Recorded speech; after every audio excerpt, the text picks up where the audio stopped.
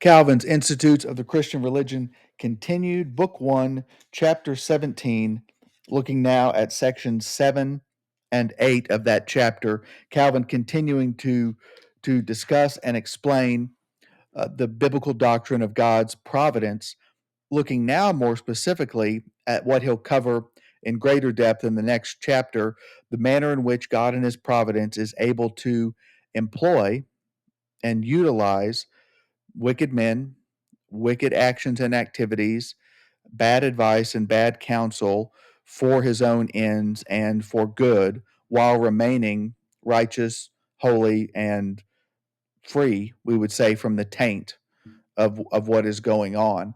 He leads off with a common example of Job, that in the book of Job was a righteous man.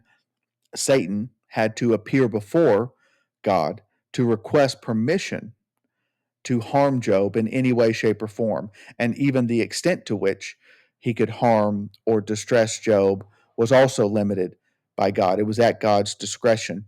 We can see it in a more nuanced example, an example where, if we weren't told, we wouldn't know what was going on when Absalom in 2 Samuel attempts to overthrow and take the kingdom from David.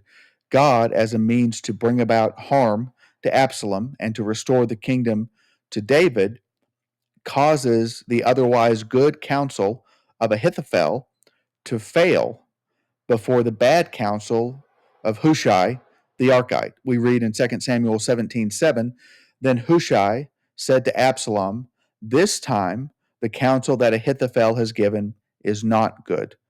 And then in 2 Samuel 17, verse 14, we get a similar event and then the Lord's explanation. And Absalom and all the men of Israel said, the counsel of Hushai the Archite is better than the counsel of Ahithophel. And then we get explanation. For the Lord has ordained to defeat the good counsel of Ahithophel, so that the Lord might bring harm upon Absalom. This is the Lord, we would say, working behind the scenes to ensure that events come about as he would desire, or as he has designed, decreed, ordained. Fill in the blank with the words you most like. Because in that instance, what was generally the case? If Ahithophel gave you advice, take it. He's never wrong. It always will go well for you in a tense, difficult, conflicted situation if you take Ahithophel's advice. And so there it was brought about that the wrong guy was listened to, and it was the purposes of the Lord behind it. He gives in the next section, section 8 of this chapter, maybe one of the most prominent, recognizable examples, that of the life of Joseph. Joseph was favored by God and by his father. His other brothers were jealous of him, and so they conspired wickedly against him to initially kill him by leaving him stranded in a well without any means of escape.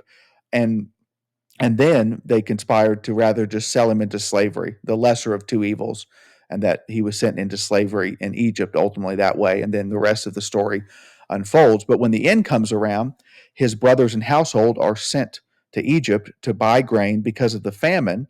And it's revealed that Joseph, the number two in all of Egypt, the head of Pharaoh's household, the man responsible and having the authority to dispense grain or not, is in fact their long lost brother that they treated wickedly. Genesis 45:5, and now do not be distressed or angry with yourselves because you sold me here, for God, doctrine of providence, sent me before you to preserve life. Well, wait a second. He ended up in Egypt because of something wicked. His brothers sold him into slavery. It was it was God's intention to send him there to preserve life, that he would reveal and interpret Pharaoh's dream and make a plan to preserve life by storing back grain for the years of famine that were coming. And then Genesis 50:20, it's reiterated. As for you, Joseph, speaking to his brothers, you meant evil against me, but God meant it for good, to bring it about that many people should be kept alive as they are today. So, clear example of God's providence in employing the wicked to meet just, good, holy ends that he has in mind.